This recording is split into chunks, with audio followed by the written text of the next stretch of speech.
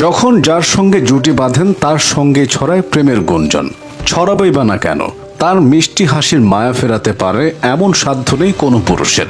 বলছিলাম ছোট পর্দার জনপ্রিয় অভিনেত্রী তানজিম সাইয়ারা তটিনীর কথা। অনেকটা হেসে হেসেই তিনি জয় করেছেন 8 থেকে 80 হৃদয়।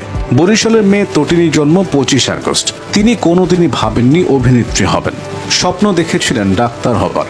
সাদা অ্যাপ্রনে গলায় স্টেথোস্কোপ ঝোলানোর লক্ষ্যে বসেছিলেন মেডিকেলের ভর্তি পরীক্ষায়। চান্স পেয়েছিলেন নীলফামারী মেডিকেল কলেজে।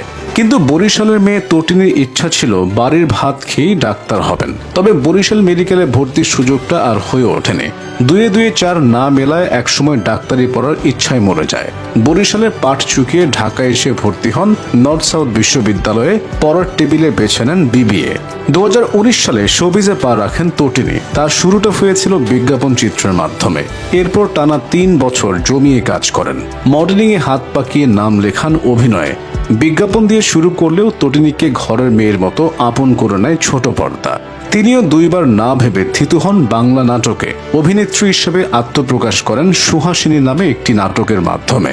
সুহাসিনী দিয়ে দর্শকদের মন জয় করেন তটিনী। ধীরে ধীরে হয়ে ওঠেন পরিচালকদের প্রথম পছন্দ।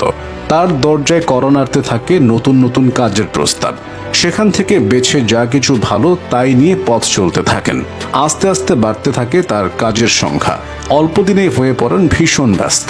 এক কোরবানি ঈদেই প্রচারিত হয় তার 15টি নাটক, যার মধ্যে উল্লেখযোগ্য ছিল গোলাপগ্রাম ও শেষ কিছুদিন। ফলে তারকা খ্যাতি খুব সহজেই ধরা দেয় তার কাছে।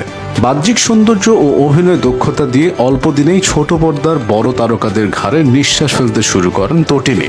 এমনকি সে খবর ছড়িয়ে যায় বড় পর্দায়ও। ফলে নাটকের আঙ্গিনায় তরি ভেরাতে না ভেরাতেই দরজায় কড়া নাড়েন সিনেমার নির্মাতারা। অন্যরা হলে হয়তো সুযোগটা লুফেই নিতেন, কিন্তু তটিনী তা করেননি, কেননা তিনি চাইছিলেন নাটক করে অভিনয়ে হাত পাকাতে।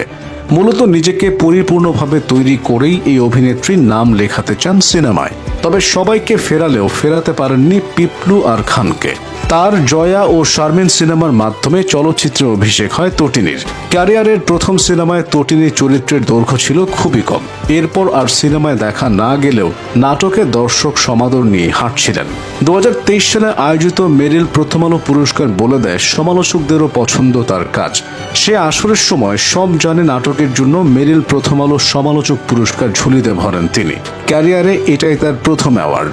অল্প দিনের ক্যারিয়ারে তটিনী আকাশচুম্বী জনপ্রিয়তা যেমন পেয়েছেন, তেমনি কাজ করছেন অপূর্ব, খায়রুল বাশার, ইয়াশ রোহান সহ শীর্ষস্থানীয় সব অভিনেতাদের সঙ্গে। তবে তাকে সবচেয়ে বেশি দেখা যায় বাশার ও ইয়াশের সঙ্গে।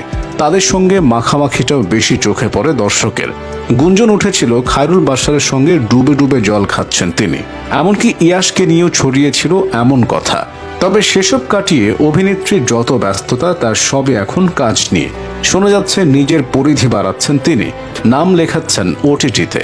নাটকের ক্ষেত্রে অনেকেই ভিউকে গুরুত্ব দিয়ে থাকেন, আর এ কারণে মানসম্মত কাজের মধ্যে ভারসাম্য ধরে রাখতেও হিমশিম খান। তবে তটিনী মোটেই এমনটি নয়। তিনি কখনোই ভিউয়ের কথা চিন্তা করে কাজ করেন না। তিনি কাজ করেন নামের জন্য। ফলে এ কথা বলাই যায়, এমন চলতে থাকলে তার জন্য অপেক্ষা করে আছে সুন্দর ভবিষ্যৎ।